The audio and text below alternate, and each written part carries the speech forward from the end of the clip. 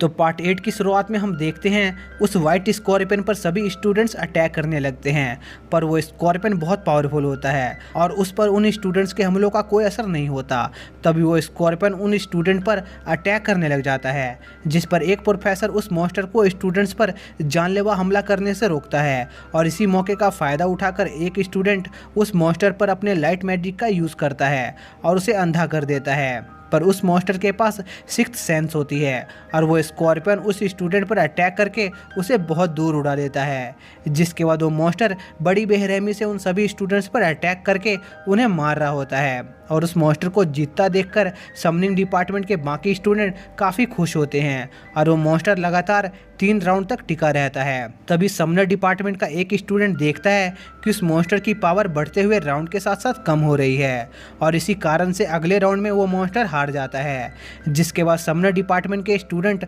अपने अगले मेंबर को लड़ने के लिए भेजने का प्लान बना रहे होते हैं और उन्हें मुफान से कोई उम्मीद नहीं होती क्योंकि उसका मॉन्स्टर घायल होता है। जिसके बाद समनिंग डिपार्टमेंट के स्टूडेंट्स खुद की टीम में से सबसे कमजोर स्टूडेंट्स को भेजते हैं और उसका समन बीस्ट बहुत कमज़ोर होता है और बाकी डिपार्टमेंट के स्टूडेंट उस मॉन्स्टर को बड़ी आसानी से हरा देते हैं। जिसके बाद जैन नाम का एक स्टूडेंट बैटलफील्ड पर आता है जो अपने मॉन्स्टर को समन करता है, जो एक गोलम होता है और बहुत पावरफुल होता है। उस मॉन्स्टर पर स्टूडेंट के कोई भी अटैक काम नहीं कर रहे होते, यहाँ तक कि लाइटनिंग मैजिक का भी उस पर कोई असर नहीं हो रहा होता, लेकिन बहुत सारी बैटल लड़ने से वो गोलम कमज़ोर हो जाता है और उस पर मैजिक अटैक्स का असर होने लगता है, जिस पर जैन अपने मॉन्स्टर को वापस शैडो वर्ल्ड में भेज देता है और हार मान लेता है। जिसके बाद हमें पता चलता है कि अगर समनर डिपार्टमेंट को उनका रिवॉर्ड हासिल करना है तो उन्हें 100 स्टूडेंट्स को हराना होगा, वरना उनके रिवॉर्ड्स को दूसरे डिपार्टमेंट को दे दिया जाएगा। जिसके बाद समनिंग डिपार्टमेंट से अगला स्टूडेंट आता है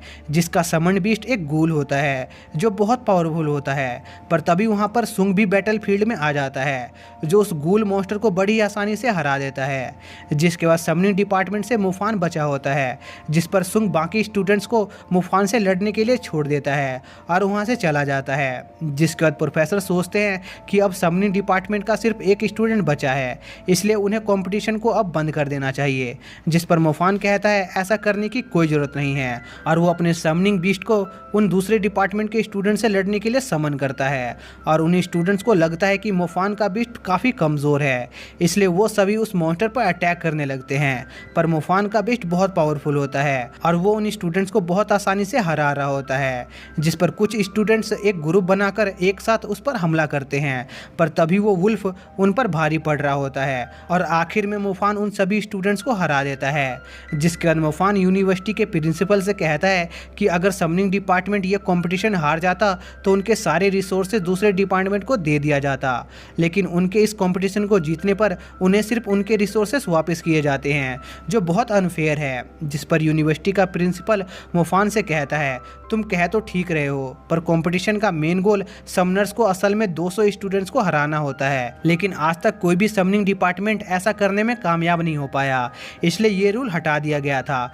पर अब मुफान के कहने पर प्रिंसिपल इस रूल को दोबारा अप्लाई कर देते हैं और अब से इस कंपटीशन को जीतने पर समनिंग डिपार्टमेंट को सभी डिपार्टमेंट के अलाउटेड रिसोर्सेज मिलेंगे। जिस पर मुफान डिमांड करता है कि वो अपने जीते हुए रिसोर्सेज अपने डिपार्टमेंट के किसी भी स्टूडेंट के साथ शेयर नहीं करना चाहता, क्योंकि उसको उन रिसोर्सेज की ज़्यादा ज़रूरत है। इस बात को सभी अपनी इंसल्ट की तरह लेते हैं और मुफान को सबक सिखाने के लिए एक साथ उस पर अटैक करने लगते हैं, पर मुफान का बीस्ट बहुत पावरफुल होता है और वो उन सभी स्टूडेंट्स को हरा देता है। तभी वहाँ पर एक जाने माने फैमिली का एक लड़का आता है जो मुफान को उससे लड़ने के लिए चैलेंज करता है। उस लड़के का विंड मैजिक काफ़ी पावरफुल होता है, जिस पर मुफान अपने बीच से पहले दूसरे स्टूडेंट को हराने को कहता है। तभी मुफान पर एक स्टूडेंट अटैक करता है जिसे मुफान अपने लाइटनिंग मैजिक से हरा देता है। सभी स्टूडेंट्स और प्रोफेसर ये देख काफ़ी शॉक होते हैं कि मुफान के पास इतना स्ट्रॉन्ग बीस्ट होने के साथ ही बहुत स्ट्रॉन्ग लाइटनिंग मैजिक भी है। और मुफान की परफॉर्मेंस देख एक प्रोफेसर प्रिंसिपल से पूछती है कि क्या वो सच में मुफान को सभी डिपार्टमेंट के रिसोर्सेज दे देंगे। इसी दौरान मुफान अब तक 150 स्टूडेंट्स को हरा चुका होता है। तभी हम एक अमीर स्टूडेंट को देखते हैं जो मुफान के एटीट्यूड से काफ़ी जेलस होता है और मुफान को चैलेंज करता है और काफ़ी बकवास कर रहा होता है, लेकिन मुफान उसकी कोई बकवास नहीं सुनता, जिस पर वो लड़का मुफान पर अपना अटैक करने की तैयारी करने लगता है। लेकिन मुफान उसे ऐसा करने से पहले ही उस पर अपने लाइटिंग मैजिक से अटैक करता है, जिस पर एक प्रोफेसर को उस लड़के की जान बचानी पड़ती है और वो प्रोफेसर उस लड़के को डिस्क्वालीफाई कर देता है। इसके साथ ही मुफान 199 स्टूडेंट को हरा चुका होता है और अब सिर्फ एक स्टूडेंट को हराना बचा होता है, जिस पर मिंग यूनिवर्सिटी की सबसे खूबसूरत और पावरफुल लड़की मुफान से लड़ने आती है। और मुफान उसे देखते ही समझ जाता है कि वो लड़की काफ़ी पावरफुल है और वो उसके सामने एक डील रखता है कि अगर वो उसे मैच जीतने देगी तो मुफान उसे उसके टोटल रिसोर्सेज का 30% हिस्सा देगा। लेकिन वो लड़की मुफान से 70% रिसोर्सेज देने को कहती है, जिस पर मुफान उसकी ये रिक्वेस्ट रिजेक्ट कर देता है। जिसके बाद उन दोनों में फाइट स्टार्ट हो जाती है, जहाँ पर हम देखते हैं वो लड़की बहुत पावरफुल होती है और वो अपने विंड मैजिक से मुफान और उसके बीस्ट को हरा रही होती है। और मुफान का बीस्ट मुफान को उस विंड अटैक से बचाने के लिए खुद को सेक्रीफाइस कर देता है। लेकिन वो लड़की मुफान के बीस्ट को नहीं मारती, क्योंकि वो उसके बीस्ट की रिस्पेक्ट करती थी, जिस पर मुफान उसका शुक्रिया करता है और उसे अपने लाइटनिंग मैजिक का यूज़ करके लड़ने लगता है। पर तभी हमें पता चलता है कि उस लड़की के पास बोटैनी एलिमेंट भी होता है और वो मुफान को एक प्लांट के प्रिजन में कैद कर देती है और सभी लोगों को लग रहा होता है कि मुफान अब हार गया है। तभी वो लड़की देखती है कि मुफान उस प्रिजन में नहीं होता, जिससे वो काफ़ी शॉक होती है। लेकिन मुफान अपने शैडो टैलेंट का यूज़ करके गायब हो गया होता है और एकदम से उस लड़की के पीछे आता है और उस पर अपने लाइटिंग मैजिक का यूज़ करके उसे हरा देता है, जिस पर उस लड़की को लगता है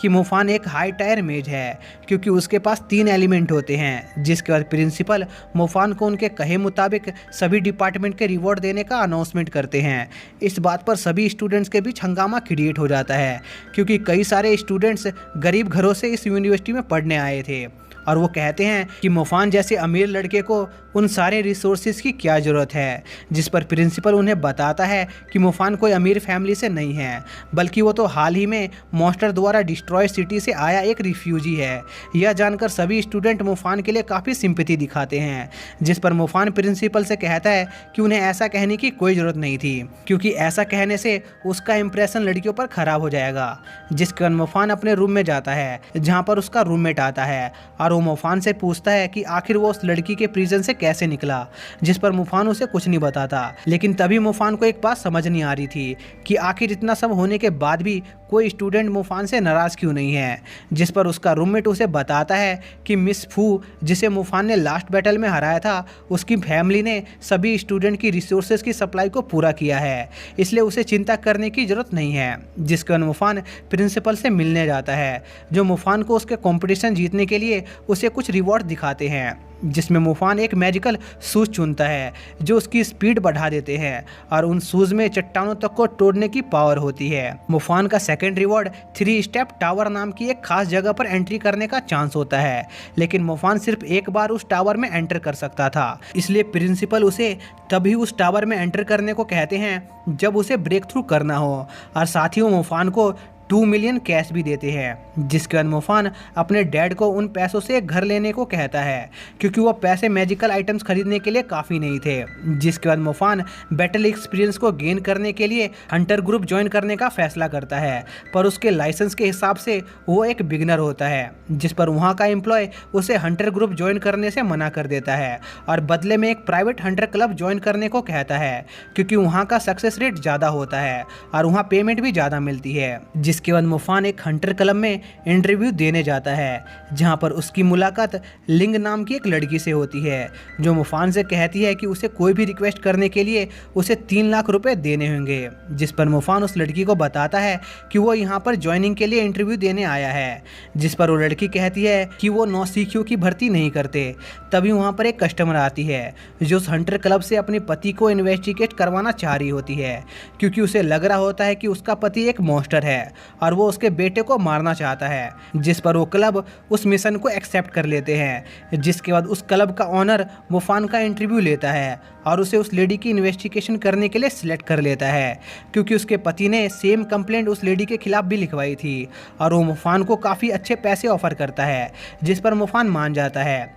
लेकिन लिंग लिंग को मुफान ज़्यादा पसंद नहीं होता, जिसके बाद मुफान वहाँ से टैक्सी लेता है जिसमें उसके यूनिवर्सिटी के कुछ लड़कियाँ होती है जो मुफान से काफ़ी नाराज़ होती है क्योंकि उसने उनके आइडल को मैच में हरा दिया था। जिसके बाद हम लिंग लिंग को देखते हैं जो उस लेडी को इन्वेस्टिगेट कर रही होती है। तभी वहाँ पर मुफान भी आ जाता है जो देखता है कि वो लेडी नहाने गई है और वो लिंग लिंग को मदद करने का ऑफ़र करता है, पर लिंग लिंग उसे एक ठरकी कहकर मना कर देती है। तभी वो देखते हैं कि एक मॉन्स्टर का हाथ उस लेडी के बाथरूम से निकलता है, जिस पर वो समझ जाते हैं कि असल में वो लेडी ही मॉन्स्टर है और मुफान उसे पकड़ने निकल जाता है। और इसके साथ ही ये पार्ट यहीं पर एंड हो जाता है। तो दोस्तों, अगर आपको इस सीरीज़ का नेक्स्ट पार्ट चाहिए तो प्लीज़ कमेंट बॉक्स में ज़रूर बताएं, और अगर आपको ये वीडियो ज़रा सी पसंद आई हो तो प्लीज़ वीडियो को लाइक कर दीजिए और चैनल को सब्सक्राइब कर दीजिए। तो मिलते हैं नेक्स्ट वीडियो में, तब तक के लिए बाय।